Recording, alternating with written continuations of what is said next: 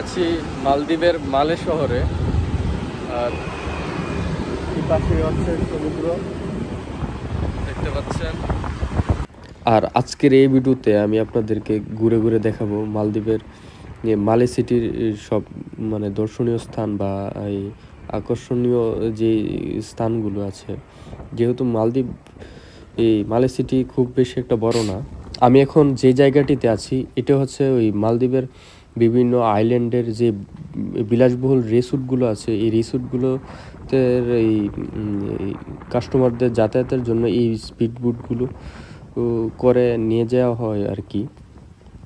এই জায়গাতে বিভিন্ন বিদেশি পর্যটক আনাগোনাই বেশি থাকে এইসব রিসোর্টগুলোতে। ইউরোপ, নিউজিল্যান্ড, অস্ট্রেলিয়ায় এইসব দেশের আর কি বেশি আর কি, পর্যটক বেশি। আর এটা হচ্ছে একটা অস্ট্রেলিয়ান বোট।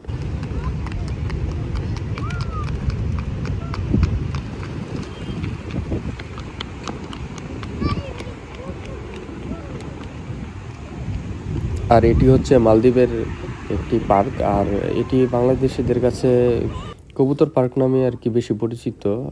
আর এটি হচ্ছে মালদ্বীপের ন্যাশনাল ফ্ল্যাগ।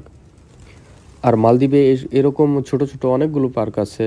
আর মালদ্বীপের মালে শহরটা বেশ ছোট একটা শহর। আপনি পায়ে হেঁটে মাত্র 25 থেকে 30 মিনিটের সময়ের ভিতরে এই পুরো শহরটা কভার দিতে পারবেন, মানে এক প্রান্ত থেকে আরেক প্রান্ত যাতায়াত করতে পারবেন। আর এদিকে দেখতে পাচ্ছেন যে বাংলাদেশি লোকজন এই সমুদ্র থেকে মাছ শিকার করে আর কি।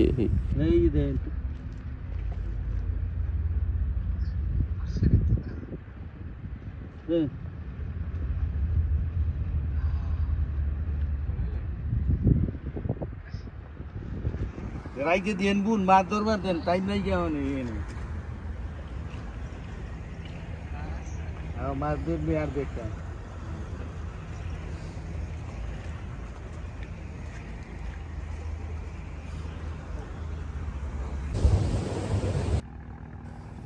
আর এই বোটগুলি দিয়ে আপনারা বিভিন্ন আইল্যান্ডে যেতে পারবেন। বিভিন্ন আইল্যান্ডে যাওয়ার জন্য মালদ্বীপের এই বুটগুলো ইউজ করা হয়। আর এই বুটগুলো সাধারণত এই পাবলিকের জন্য আছে, আবার এই রিসোর্টেরও বুক করা আছে। আর এটাই হচ্ছে মালদ্বীপের এই বিভিন্ন আইল্যান্ডে যাওয়ার স্পিড বুট ঘাট। আর এখান থেকেই আপনারা এই লোকাল ফেরি দিয়ে যেতে পারবেন এই মাফুসি আইল্যান্ড, এগুলোতে যেতে পারবেন আর কি।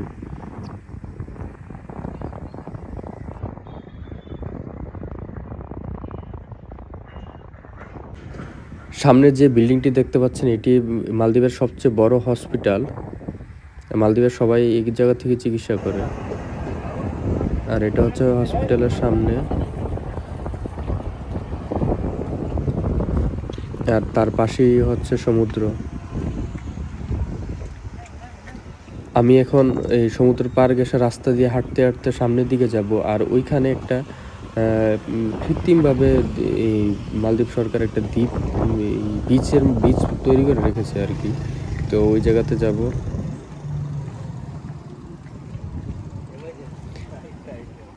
তো আমি হাঁটতে হাঁটতে প্রায় এই কৃত্রিম বীজটির কাছাকাছি চলে আসছে আর কি। তো যেহেতু মালদ্বীপ একটি ছোট মালের শহর, যেহেতু একটা ছোট শহর, তো আমার বেশিক্ষণ হাঁটতে হয়েছে না।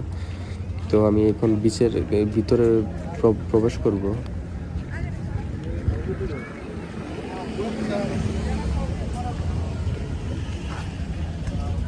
হ্যাঁ, এটি হচ্ছে মালদ্বীপের কৃত্রিম বীচ।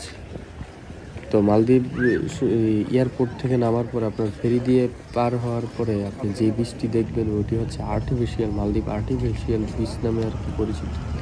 এর আগে আমি আমার ইউটিউব চ্যানেলে মালদ্বীপ আর্টিফিশিয়াল বিচের একটা ভিডিও করেছিলাম, এবং সেটি আমার ইউটিউব চ্যানেলে পাবলিশ করছি। আপনারা চাইলে দেখতে পারবেন। মালদ্বীপের আর্টিফিশিয়াল বীচটি অনেক সুন্দর একটা বীচ, কৃত্রিমভাবে তৈরি করা হয়েছে।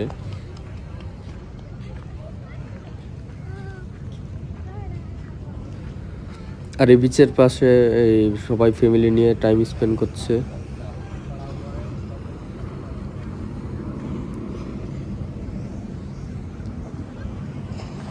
আর এই জায়গাতে দেখলাম যে বাংলাদেশি এক ভাই দেখলাম যে মাছ শিকার করতেছে বড়শি ফেলে।